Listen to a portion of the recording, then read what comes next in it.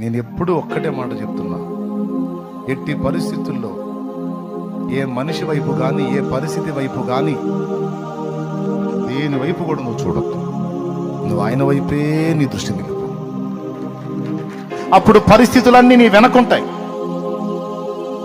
కానీ ఆయనకు వీపు చూపించి పనికిమాలిన పరిస్థితుల వైపు చూసావా, అవి చాలా పెద్దగా ఉంటాయి అండ్ నీకు ఎదురుగా ఉంటాయి. నీ గుండె బద్దలు కొట్టి నీకు సావాలనిపించింది. అబద్ధాలు ఆడకుండా నిజం చెప్పండి. ఇక్కడ కూర్చున్న వాళ్ళు ఎంతమందికి గతకాల పరిస్థితుల్లో సావాలనిపించిందో చేతులు ఎత్తండి. అనిపిస్తేనే చేతులు ఎత్తండి. సస్తే పోయింది, ఎందుకు బతకాల నేను అని ఎంతమందికి అనిపించిందో చేతులు ఎత్తండి. కారణం ఏంటో తెలుసా? నేను అబద్ధం చెప్పానా? ఎందుకు వచ్చింది నీకు ఆలోచన? మనిషి బతకడం కోసం ఏమైనా చేద్దాం అనుకుంటాడు. అట్లాంటిది చావాలనే కోరిక నీకెందుకు పుట్టింది? విరక్తి, జీవితం మీద విరక్తి. ప్రేమ దొరకలేదు, ఆదరణ దొరకలేదు, అర్థం చేసుకునే పరిస్థితులు లేవు. నమ్మిన వారు నయవంచన చేశారు, అనుకున్న వారు ఆధారపడిన వారు దిక్కనుకున్న వారు ద్రోహం చేశారు. అలాంటి పరిస్థితులు ఎదురైనప్పుడు ఎందుకు బతకాలనిపించిందండి మనిషికి?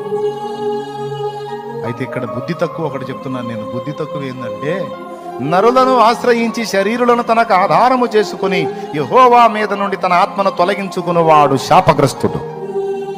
ఆ శాపం వచ్చింది.